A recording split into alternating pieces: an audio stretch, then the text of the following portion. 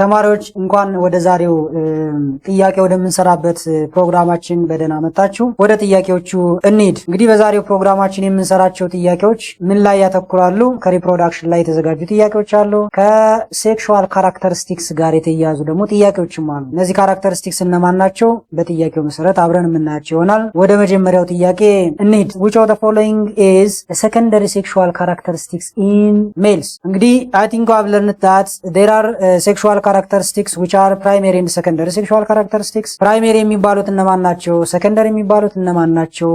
መቼ ነው ዴቨሎፕ የሚሆኑት የሚለውን I think I've learned in your regular class በመደበኛው ክላሳችሁ ተምራችኋል ብዬ አስባለሁ። ስለዚህ የተጠየቅነው ጥያቄ ምንድነው? የሜል secondary sexual characteristic ከሚባሉት መካከል ከነዚህ አማራጮች የትኛው ነው ሊገልጽ የሚችለው ነው ወይም ደግሞ የትኛው ነው? የመጀመሪያው menstruation ይላል።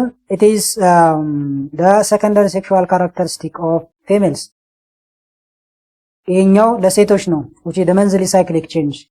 ይሄ የወር አበባ የምንለው እንግዲህ menstruation እየተባለ የሚጠራው ይሄ ለሴቶች ነው እንጂ it is not given for males። secondary sexual characteristic ተብሎ የሚጠራው ለፌሜል ነው እንጂ ለሜል አይደለም። ስለዚህኛው መልስ ሊሆነን አይችልም። ቢ ላይ ስንመጣ the breast development or the development of breast or enlargement of breast የሚለው it is also given for females። የጡት ማጎጥጎጥ የሚለው ነው እንግዲህ ናማሪክ። ይሄኛውም የፌሜል secondary sexual characteristic ተብሎ ወይም ኢ መሰረታዊ መፍለይ ጾታ ተብሎ የሚጠራው characteristic ነው። ስለዚህ it is unique for females but not for males። ሲ ደግሞ deepening of voice ይላል። it is unique or given for males naturally due to hormonal change። deepening of voice የሚለው የድምጽ መወፈር ወይም የድምጽ መጎርነን እየተባለ ነው የሚጠራው። እንግዲህ ይሄኛው ነው ከተሰጡት አማራጮች መካከል ሜልን ዲስክራይብ ሊያደርግ የሚችለው secondary sexual characteristics መካከል አንዱ ኤ ነው። ሌላው ዲ ላይ ስንመጣ ደግሞ ovulation ይላል። it is also given for females። ovulation ምንድነው የሚለውን ቅድም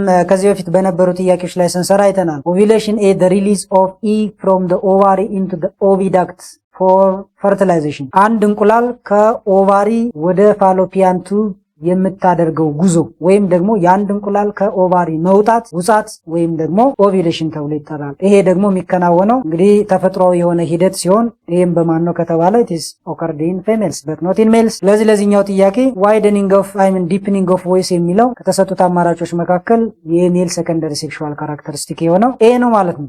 ሌሎችም አሉ እንግዲህ ስለ ካራክተሪስቲክስ ስናወራ የፌሜል የሜል ሁለቱም ላይ የጋራ የምናገኛቸዋል። ለምሳሌ fast body growth የሚለው it is common for both males and females። ሌሎቹ ግን እነዚህ የተዘረዘሩት አብዛኛዎቹ የፌሜል ናቸው። ሜል ላይ ስንመጣ ደግሞ ሌሎች ፊቸሮች አሉ። ሌሎች ጥያቄዎች ላይም ስለምናይ እንደ ጥያቄው እያየናቸው እንሄዳለን።